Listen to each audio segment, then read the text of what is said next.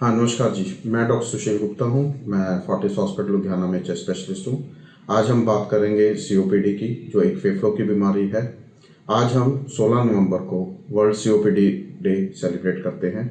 इस दिन का ये उद्देश्य होता है कि हम सारे डॉक्टर्स, हॉस्पिटल्स, गवर्नमेंट और कई और संस्थाएं मिलके हम सीओपीडी के लिए हम लोगों में अवेयरनेस और जागरूकता फैलाएं। जो सीओपीडी है, ये एक बहुत ज़्यादा मात्रा में बहुत लोगों को सीओपीडी होती है, जो आमतौर पे लोगों को पता नहीं होता है। इसके बहुत सारे कारण होते हैं और ज़्यादातर जो कारण है वो है स्मोकिंग, या जो लेडीज़ या जो इंसान आदमी जो हैं धुएं में काम करते हैं। लेडीज़ जो हैं वो चूल्हा जलाती हैं, लकड़ी या पाथी या किसी तरह का भी जो धुएं वाली जो ईंधन जलाती हैं, तो वो जब वो धुआं अंदर जाता है, चाहे किसी प्रकार का भी धुआं हो, तो वो अंदर फेफड़ों को नुकसान पहुंचाता है। तो जब उस नुकसान से जो फेफड़ों में सूजन आती है, जो उसमें एक उसकी बनतर में बदलाव आते हैं, तो हम उसमें कई तरह की दिक्कतें महसूस करता है मरीज़। तो उसको हम जो है उस बीमारी का नाम जो है सीओपीडी है। इसके अलावा सीओपीडी बहुत सारे पोल्यूशन से, बहुत सारी अलग अलग तरह की चीज़ें जो सांस के साथ फेफड़ों में जाती हैं, जिससे फेफड़ों को नुकसान होता है, उससे भी सीओपीडी हो सकती है। और सीओपीडी का सबसे ज़्यादा इतना महत्व क्यों है? क्योंकि पूरी दुनिया में ये एक छठा कारण है मौत का। सीओपीडी से बहुत सारे लोग बीमार पड़ते हैं, बहुत सारे लोगों की नौकरी चले जाती है, काम नहीं कर पाते हैं, उनको रोज़मर्रा में जो है अपने छोटे छोटे काम करने में दिक्कत आती है। बहुत बार हॉस्पिटल में एडमिट होना पड़ता है, डॉक्टरों के पास जाना पड़ता है, दवाइयाँ खानी पड़ती हैं, बहुत सारा खर्चा होता है। सो अल्टीमेटली क्या होता है? अल्टीमेटली ये है कि उनकी जो ज़िंदगी है वो मुश्किल हो जाती है। इसलिए हमें सीओपीडी से मिलके जो है जूझना है, लड़ाई करनी है। हमें इसको लोगों को बचाना है सीओपीडी से, और हमें उसके लिए समझाना है लोगों को, ताकि अगर किसी को सीओपीडी है, अपना इलाज जो है वो प्रॉपर अच्छे तरीके से करवाए, ताकि उसको इस चीज़ से दिक्कत ना हो।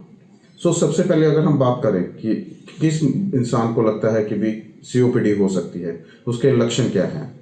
शुरू में जो पेशेंट जिसको सीओपीडी होनी शुरू होती है या सीओपीडी होती है, उसको खांसी होती है। खांसी के साथ लोगों को बलगम भी आ सकती है, और ज़रूरी नहीं बलगम सबको आए। कुछ लोग ऐसे होते हैं जिनको बलगम वाली खांसी होती है, कुछ लोगों को सूखी खांसी भी हो सकती है। इसके अलावा लोगों को सांस लेने में दिक्कत होती है। शुरुआत में जब लोग काम करते हैं तभी सांस फूलती है। आहिस्ता आहिस्ता नॉर्मल काम करने पे, नॉर्मल चलने पे, नॉर्मल रूटीन के काम करने में भी सांस फूलनी शुरू हो जाती है। और जब ये तकलीफ बढ़ जाती है तो लोगों को बैठे बैठे भी सांस फूलती है। इसके अलावा पेशेंट को जो है कमज़ोरी महसूस होती है, उनका जो वजन है वो भी कम हो सकता है। तरह तरह की, क्योंकि फेफड़े कमज़ोर होते हैं, तरह तरह की इन्फेक्शन होती है लोगों को फेफड़ों की, जिससे उनको बुखार होना, भूख कम लगना, ये सारी दिक्कतें भी हो सकती हैं। और जो सीओपीडी का है, सीओपीडी का असर शरीर के बाकी हिस्सों पे भी होता है, स्पेशली जो है हार्ट पे असर होता है, इससे हार्ट की भी दिक्कतें हो सकती हैं। ये आमतौर पे जो लक्षण होते हैं सीओपीडी के, वो खांसी, सांस फूलना, ज़्यादातर यही होते हैं। इसका हमें पता कैसे चलता है? जब भी किसी इंसान को खांसी, बलगम, सांस लेने में दिक्कत होती है, तो तुरंत अपने डॉक्टर को दिखाए। डॉक्टर उसकी जांच करेगा। इसके जो टेस्ट होते हैं वो होता है एक्सरे, और एक फूक मार के टेस्ट होता है जिसको हम स्पायरोमेट्री या पीएफटी कहते हैं। जब हम एक्सरे, पीएफटी, स्पायरोमेट्री करते हैं तो हमें एक पता चलता है मरीज़ को देख के कि ये एक सीओपीडी का पेशेंट है। उसके लिए जो है हम तरह तरह के इलाज होते हैं, कुछ गोलियां होती हैं, कुछ इंजेक्शंस होते हैं, या इन्हेलर्स होते हैं। जो इन्हेलर्स होते हैं सबसे ज़्यादा असरदार और बिना किसी साइड इफेक्ट के होते हैं। जब भी कभी कोई डॉक्टर आपको इन्हेलर्स देता है तो उससे कोई घबराए ना, वो बिल्कुल सेफ़ है और आपको ठीक रखेगा। ये सारी जो दवाइयाँ हैं उसके साथ मरीज जो है वो ठीक रहता है। और सबसे ज़रूरी चीज़ जो है, ज़रूरी चीज़ ये है सीओपीडी वाले पेशेंट में, वो अपना ध्यान रखें। जो स्मोकर हैं, स्मोकिंग करते हैं, स्मोकिंग छोड़ें।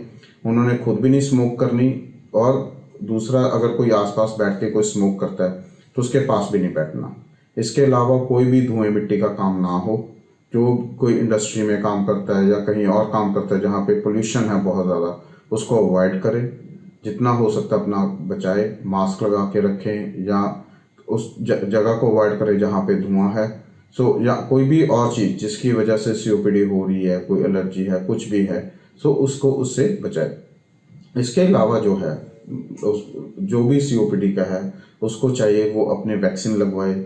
इसमें मेनली इन्फ्लुएंजा वैक्सीन होता है जो साल में एक बार लगता है, जो तरह तरह के वायरल इन्फेक्शंस को बचाता है जिससे कि सीओपीडी बिगड़ जाती है। दूसरी चीज़ निमोनिया का वैक्सीन होता है, निमोकोकल वैक्सीन बोलते हैं हम उसको, वो भी लगवाए।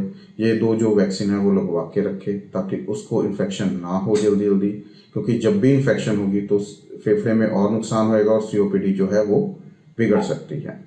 सो इन सब चीज़ों का अगर हम मोटा मोटा बोले तो अपना ध्यान रखें। सो इस जो वर्ल्ड सीओपीडी डे का थीम जो है इस बार वो है योर लंग्स फॉर लाइफ, और इसमें जो इम्पोर्टेंस है for life long lung health के लिए है कि जो अपने लंग्स हैं वो सारी ज़िंदगी के लिए हैं। हमें ज़िंदगी में सिर्फ 2 फेफड़े मिलते हैं, उनका हम ध्यान रखें, पूरी ज़िंदगी उनकी हेल्थ का ध्यान रखें, तभी हम स्वस्थ रह सकते हैं। सो चलिए आज हम ये प्रण करते हैं कि हम सब मिलके अपने आप को और अपने परिवार के फेफड़ों को हम जो है स्वस्थ रखेंगे। धन्यवाद।